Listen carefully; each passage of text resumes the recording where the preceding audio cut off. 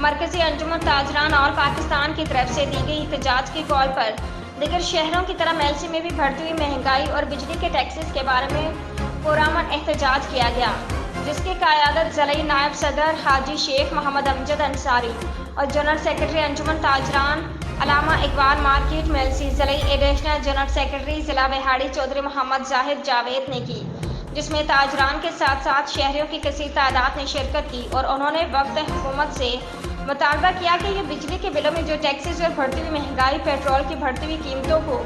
فی الفور ختم کیا جائے اور غریب آدمی کو جینے دیا جائے۔ پاکستانی پہلے مہنگائی کے چکے میں پس رہی ہے۔ جنرل سیکرٹری سرافہ ایسوسی ایشن سیٹھ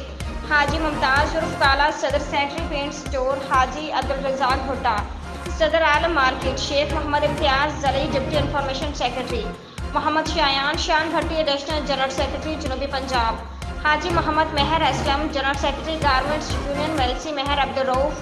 چیئرمین علامہ اقبال مارکیٹ میلسی محمد راشد حنیف، صدر علامہ اقبال مارکیٹ میلسی راؤ محمد شفیق، شیخ فہد سلیم، شیخ زین پاشا، راؤ محمد ثاقب، کیسر بھٹا،